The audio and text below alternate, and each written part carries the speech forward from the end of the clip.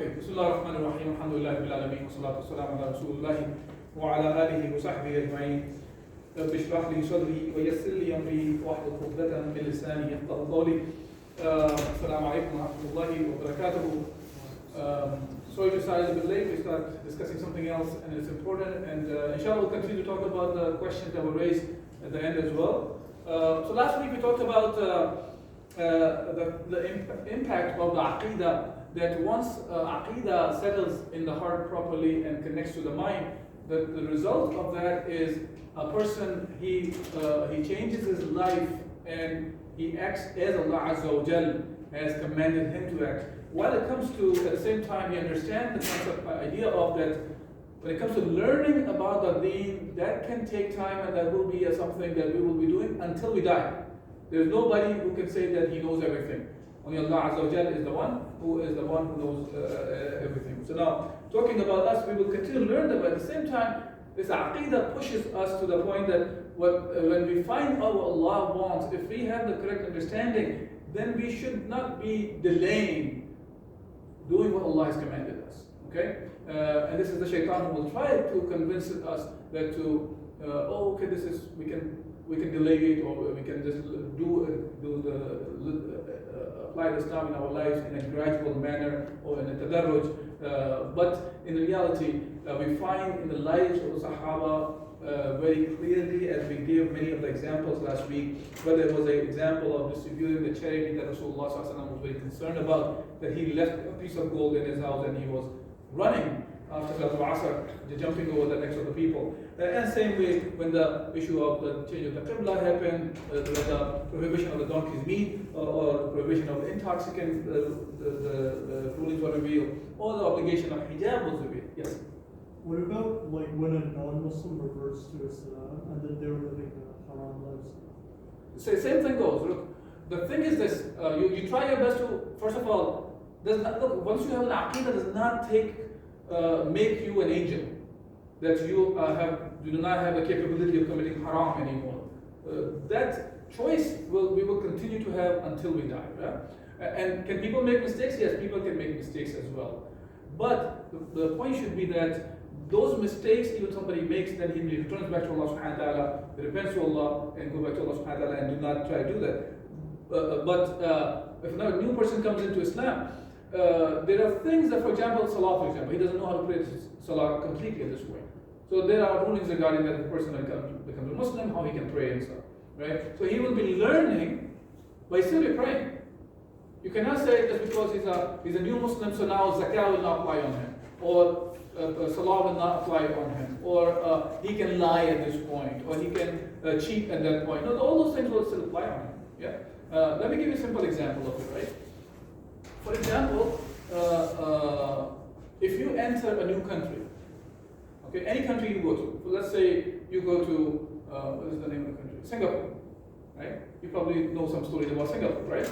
So if you enter into Singapore, I believe, if I remember correctly, chewing gum is not allowed over there, for example. Or you cannot spit anywhere. You can be ticketed. Even somebody enters the United States, there are laws for example, driving laws. So just because you came from a country like Pakistan where you don't drive with any laws, when you're driving, you can turn wherever you want. You can drive backward also, whichever you want. You may be stopped, but not all the time. But the thing is, just because you came from a different country where the laws are different than where you are coming in, you still get ticketed. You can be arrested if you commit a haram, the illegal act according to the law of the land as well, right? So you don't say, oh, I am a new person, hence I have a freebie here. I can kill a couple people. Okay, unfortunately, nowadays the way things are going in the world, you feel like as people think it's okay to kill the people, unfortunately. If you look at the situation in Gaza. But the laws apply right away. So same thing when a person becomes a Muslim, and when you become a Muslim, you are becoming a Muslim on your free will. You have to understand that. You're becoming a Muslim on your free will. And the brothers and sisters who do become Muslim, they don't ask this question. This is an interesting thing. Normally, this is the one who's asked by a lot of people who are already Muslim. And because of some of the misunderstanding of the deen, about as if they think of, we can apply Islam in our lives in a gradual manner. See, application, learning is one aspect of it, and application is another. Okay? So when we say La ilaha illallah Muhammad Rasulullah, we are actually submitting to the will of Allah Azza wa Jal there.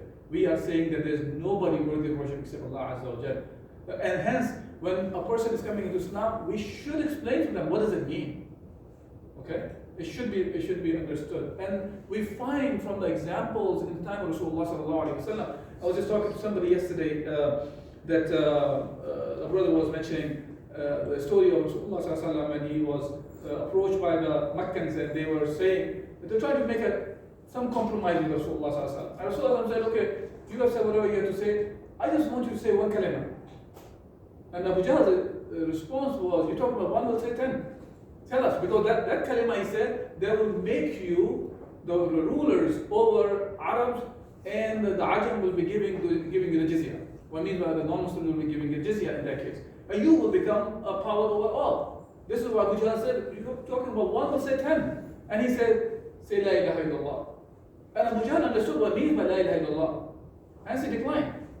He understood that La ilaha illallah is not just a kalima you utter from your mouth. You are submitting, you are changing. This is a life-changing phenomenon we are talking about.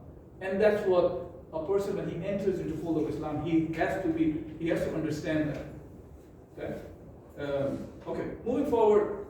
So we see that all those things about, for example, we talked about a Sahabi named Hanzala radiallahu anhu also, who just got married, and right away he entered into Bayat al-Fahd, and he was bathed by the Malaika because he was martyred in the state of junub or impurity. And then we talked about these farmland as well, which is not allowed in Islam. And when this rule came, Sahaba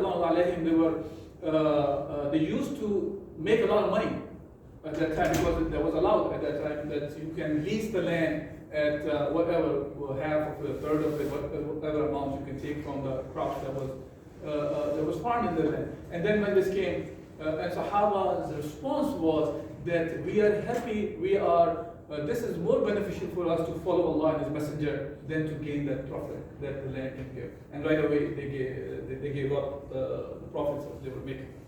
Okay, after that I will start with something. This is something that I really want to share with you. It may not be directly connected to today's talk, but this is in a statement. It's very important, and I love this statement. And I was reading the statement last week, and I had to share it with you. Umar al-Khattab radiallahu anhu, he said in a very beautiful manner, and it goes along with the teachings of Islam as well. Of course, this is an athar means a saying of Umar al-Khattab radiallahu anhu, and he said that verily we were a disgraceful people, talking about the Arabs at that time. And we know that historically, even when Alexander was passing by, he looked at the Arabs and this Arabian Peninsula. He did not want to bother to stay there. He said these people are just fighting with each other, and the land was barren and all that. He moved on. And they used to fight with each other for decades for silly things. Umar al-Khattab said, but فَعَزَّنَ اللَّهُ بِالْإِسْلَامِ, but Allah subhanahu wa ta'ala, He gave us honor by Islam. Islam is the one that gave us the honor. And he said, فَمَهَمَا نَطْلُبُ الْعِزَّةَ بِغَيْرِ مَا عَزَّنَ اللَّهُ. And whosoever is hoping to get the honor other than Islam, Allah will disgrace them.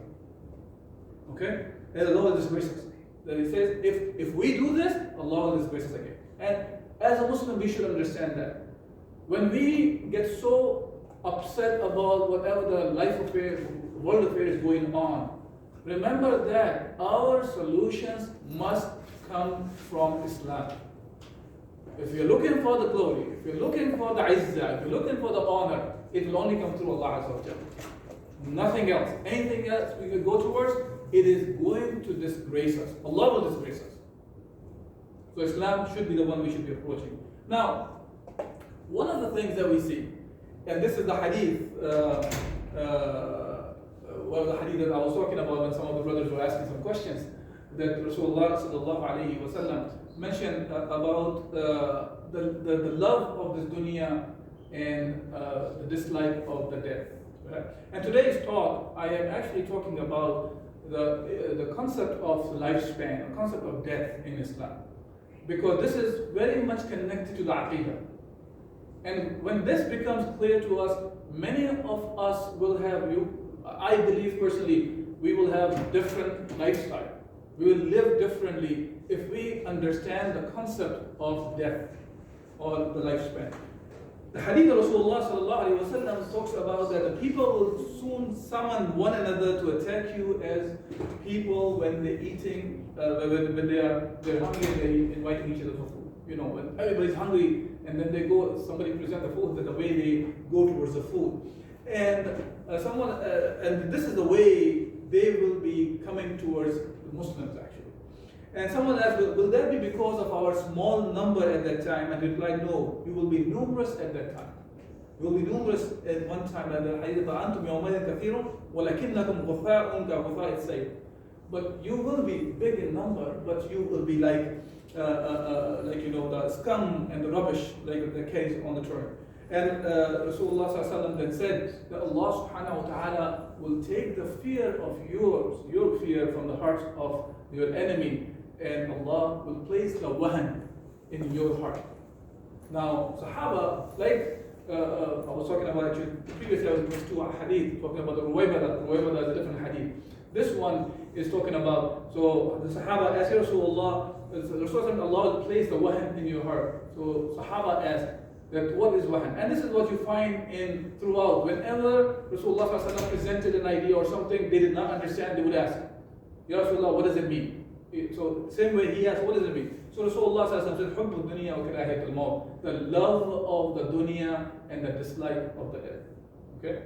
Now, and this is one of the key things that we see today, that our own losses in the world, that the attachment to the dunya is becoming more and more. And this is a lot to do with the lifestyle that we are engaged in, which is a godless kind of a societies that we are raised in all around the world, because the systems which are in the world are out there. Especially nowadays, everything is around capitalism. And capitalism means everything is connected to the capital. Whatever gives you gain, this is what you go for. Well, and the gain we're talking about here is in this world. What can you get in this world? Hence, we always see our lives are surrounded with this. Whether that something is beneficial for me in this dunya or not. If it is beneficial, I'll go for it. If it's not, then I will not go for it. And that's where the problem, many of our problem lies, that we are connected to this idea of it. And it's not Islamic. And this is what today, inshallah, I'd like to make sure that we understand that yes, we go for after dunya, but Allah has given us a share in the dunya, and that's what we go for. Because when we started the Aqeedah class, we started off with one of the main questions that we are trying to answer, right? That where did we come from? Who created us? And what happens after we die?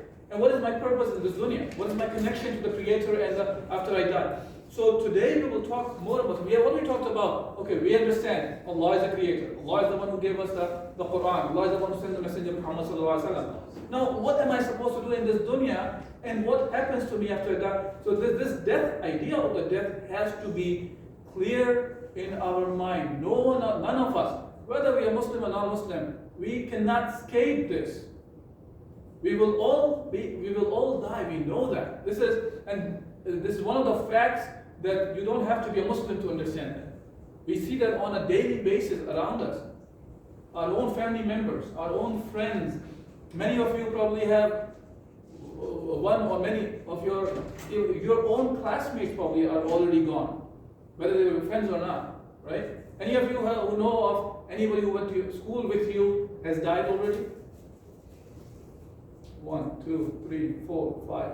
Okay, myself 6. So even in this group of people, we can see 6 people. We're talking about our own age group people have died, right? Obviously, you will say, Ahmu is old, so obviously they should die. No, we're all gonna die. That's a reality that we should understand that, right? So 6 of you know that the people that you know of your age group died.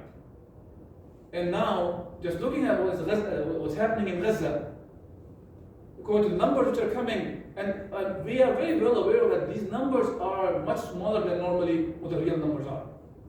So when they are saying out of those 12,000, 4,000 plus are children, Allah knows the best of what the real numbers are. Because there are many of them are still under the rubble, they have no clue of. These are the bodies we're talking about. That they confirm that these people are dead. So 4,000 children have died. I was at one of the other campuses, UIC, last weekend, and they were doing a program in which they were just reading out the names of the shuhada of the Gaza. Okay? It took them hours, literally hours, just to get the names of those people who have been martyred. And I left because I was doing something else, and they were still reading. So this is the number we're talking about. So that should show us that the death is something that is going to approach us all. Now, Rasulullah sallallahu alaihi wasallam, he mentioned about when we look at the dunya and look at the akhirah, we should understand the comparison of it. We should understand that what is my share in this world in reality. And the hadith says in a very beautiful way, Rasulullah said, "Wallahi ma'a dunya fil akhirah, illa mithlu ma yaj'alu ahadukum isba'ahu hadi." وَأَشَارَ يَحْيَى بِسَبَّابِهِ. And he says, فَلْيَمِّ فَلْيَنْظُرْ بِمَا يَرْجَعُ. The hadith says, Rasulullah said, that this world is so insignificant in reality to compare to the akhirah. It's like a person who dips his finger into the ocean and take it out, this the index finger. And if he takes it out, whatever sticks to the finger, that's your world. And whatever is remaining, that's the akhirah. That's your hereafter. So this idea has to be understood clearly that this is what we are after when we are going after the dunya. See, there is a share. We are given a life to live in this dunya, but this world. For what though? So we can be successful in the akhirah. So this is a test that we are living through. But what happens is, this very same small drop of water, sometimes it becomes so close to us. Think of this way. If I bring this finger closer and closer and closer to me, a point will come, it will cover my eyes, or eye at least. Or if I bring both hands here, even though my hands compared to all of you sitting here, they are very small, but I only see my hands. And that's what happens when people bring dunya so close to them, they cannot see the akhirah. Even though all the signs around us are continuously telling us that this life will end. And as a Muslim, we understand that there is a life after death. That's the answer that we know of what we started our Aqeedah, the classes with. Where did we come from? What happens after we die? And what is my purpose of life? So if we understand that there is a life, we believe in that there is an akhirah, and the life after death, the life Allah will give us, that is forever. That forever, no matter how long this life in this dunya is way more than that, and it's very insignificant to go after this dunya. Now, there's a hadith of Rasulullah, Rasulullah that mentioned about Hanzala radiallahu anhu, as a matter of fact. Hanzala, this is the different Hanzala than the Hanzala we talked about last week. The one who was martyred in Uhud, the Ghasil al-Malaika, that's a different Hanzala. This is the Hanzala bin Rabi' al-Usaydi. The other one was Hanzala bin Abi A'mar. This Sahabi, he one time, he said, he met Abu Bakr Siddiq radiallahu anhu, and he said, the Nafaqa Hanzala. The Hanzala has become a hypocrite. He has become a hypocrite. And Abu Bakr asked, Subhanallah, ما تقول, what are you saying? Glory to Allah subhanahu wa ta'ala. And his response, Hanzala's response was, to Abu Bakr, when we are with Rasulullah sallallahu alayhi wa sallam, Rasulullah, he mentioned about the nar, he mentioned about the Jannah, as if we can see with our eyes. And then we return back to our families, and I engage with the family and forget about all of this we've been talking with Rasulullah sallallahu alayhi wa sallam. Abu Bakr said, I feel the same thing. Let's go to Rasulullah sallallahu alayhi wa sallam. Both went to Rasulullah sallallahu alayhi wa sallam. And they mentioned this. And Rasulullah sallallahu alayhi wa sallam asked him first what happened. Rasulullah, they mentioned what the issue was. And Rasulullah sallallahu alayhi wa sallam, his response was that الذي نفسي بيدي لو تدومون على ما تقومون عندي وفي الذكر لصافحتكم الملائكة. Subhanallah. ملائكة على فرشكم وفي طرقكم ولكن يرى الحمد لله ساعته وساعة. He said, if you continue to be this state forever the way you are with me, when we are doing discussion of the Jannah and the Nar, and you can feel as if you can see the Jannah and Nar, then the Malaika will descend down. They will come and they will shake hands with you. And then Rasulullah ﷺ said, there's a time for this and there's time for this.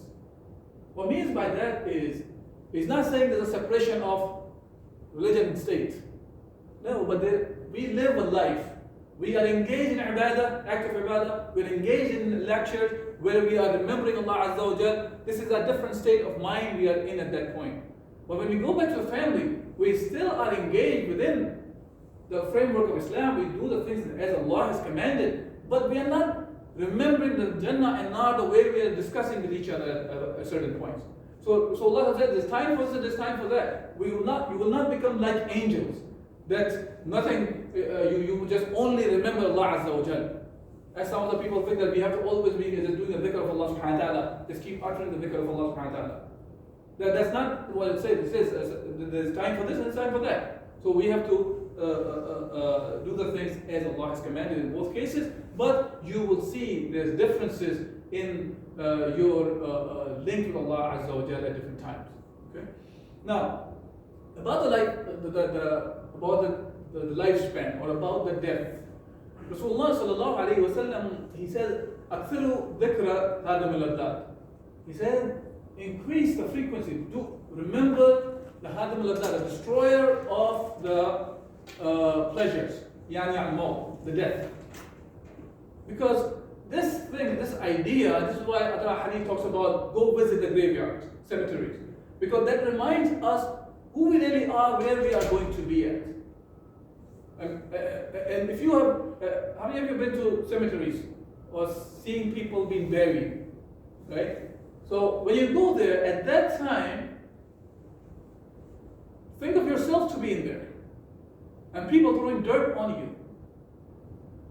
You will go in a different state of mind at that time. That's a reminder for us. There will be a day that we will be buried by somebody. If you're lucky enough, we'll inshallah have the right burial, and people will make dua for us after we are gone as well. So, but that's a reminder for us what really life is. So remember death. The more we remember death, the more it becomes easier for us to follow what Allah has commanded us. Like when Umar al-Khattab came to Rasulullah once and asked, Ya Rasulullah, wa'adni, Ya Rasulullah, that give us some wa'ad, give us some lesson that we will be learning from and get ibrah from, get some lessons from. And Rasulullah said that the death itself is enough of a lesson. Death is enough of a lesson. If we remember death, that itself is enough of a lesson for us to keep our affairs straight. And as Rasulullah said about, wise man is the one who calls himself to account and refrain from doing evil deeds and do noble deeds to benefit him after death. And the foolish man is who subdues himself to his temptations and desires and seeks from Allah the fulfillment of his vain desires. Okay? So that's a wise man. A wise man is preparing for a life after death. His deeds are geared towards that I will be successful on the day of judgment. And that's the way we should be thinking of life. And this lifespan is, we know that it has nothing to do with how old we are. There are people, as we are talking about Gaza over and over, their children been died, and I saw a picture of a 94-year-old woman. She was moving away from Gaza. The two people are were holding her, and the picture is underneath. A woman who's migrating, she is older than this occupied Zionist state of Israel. 94 years old. Allah has given her life, and she continues to live. While on the other hand, we find babies have been killed. Because we as Muslims understand, if they have been killed even then, or they've been martyred, that's the lifespan Allah subhanahu wa ta'ala has written for them. They could not live more than what Allah has written, and nobody can take the life away from somebody whose Allah has written life for. And that idea has to be clear in our mind. And this is why we should always be ready and prepare to meet Allah subhanahu wa ta'ala. And that state of mind should always be within us. We should never be thinking this way, I will start doing the good deeds from tomorrow, or start praying from tomorrow. I'll be waking up for Fajr from tomorrow. I'll be doing my Salatul Isha on time from tomorrow. No, that should not be the way we should be looking at the things. Because we can die as of now, right now as well, all of us. There are many examples in front of us. When the earthquake in Turkey happened, about 50,000 plus people died within a few minutes. Within a few minutes. Those very same people could have been going for work in the next hour or so. Thinking of, oh, we'll wake up and we'll go to work. Or we'll do this, or we'll do that, we'll go to school. But their life was over. Hence, this is a reminder for us to always be prepared and think of the lifespan from that angle, that we can die at any time. And Allah Azza wa Jalla has repeated this verse 3 times. كُلُّ نَفْسٍ ذَائِقَةُ الْمَوْتِ. Every soul will taste death. With different variation, وَإِنَّمَا تُوَفَّوْنَ أُجُورَكُمْ يَوْمَ الْقِيَامَةِ. That Allah Azza wa Jalla will give in full recompensement on the day of judgment. فَمَنْ زُحْزِحَ عَنِ النَّارِ وَدَخَلَ الْجَنَّةِ فَقَدْ فَازَ. And whosoever is able to go away from the hellfire and enter into Jannah, just avoid the hellfire and enter into Jannah, he is the one who is successful. Allah فَقَدْ فَازَ. See, we go to college, universities, and we are looking for the degrees and all that. Yes, there's nothing wrong with that. Islamically, we should be engaged in this kind of work as well. But Allah subhanahu wa ta'ala does not link this success to the real success. See, the one who enters into Jannah, that's the success. Hence, when we talk about the brothers and sisters in Gaza, and inshallah they will be martyrs, if they're martyrs, they enter into Jannah. That's success. That's success. So, and this is why we look at the life, okay, am I doing things to be successful or to be really successful on the day of judgment? فَمَنْ زُحْزِحَ عَنِ النَّارِ وَأُدْخِلَ الْجَنَّةَ فَقَدْ فَازَ. That's the real victory, real success. وَمَنْ حَيَاةُ الدُّنْيَا إِلَّا مَتَاعُ الْغُرُورِ. And what is this life, this dunya? This is nothing but a deception. This is a deception. I mean, how long are we going to live in this life, in this world? 60, 70, 80, 90 years, 100 years? Even the life of Nuh alayhi salam, 1,000 years, 1,050 years, whatever the lifespan was. But when you compare that, even 1,000 years, which is not, we know that anybody can die at any time. But if you compare that with the life forever, it is nothing. Right? You learn this all the time in the math classes. Whatever number you have on the numerator divided by infinity is nothing. Right? That's forever. So, and similarly, Allah Azza wa Jalla talks about that. كل نفس ذائقة ونبلوكم بالشر والخير فتنة وإلينا ترجعون. Allah Subhanahu wa Taala, we will test you with the fitna. We will put you in test, good and bad, and you are returning back to us. Okay. Now, I will not go in more detail because we are running out of time as well. But the point that I'd like to leave you guys with is this: to understand that when we talk about the death, it has to be, we have to think about it. Once you start thinking about that our lifespan cannot be increased or cannot be decreased. Whatever Allah has given to us, that's what it is.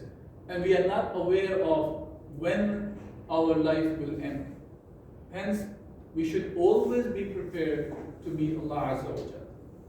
And that's the key idea I want you guys to leave with. And hence, any time when we understand that something Allah Azza wa Jalla wants from us, an obligation from Allah Azza wa Jalla, that we should rush towards it to perform it as soon as possible. And whatever Allah Azza wa Jalla has prohibited us from to do an act or to use something, then we should try our best to stay away from it. If we are engaged in it, try to get out of it as soon as possible. Okay? And that can only happen once we have this clarity in our mind about that our life can end at any time. Okay? If there's any questions about this subject or whatever we were discussing before also, you can inshallah continue on.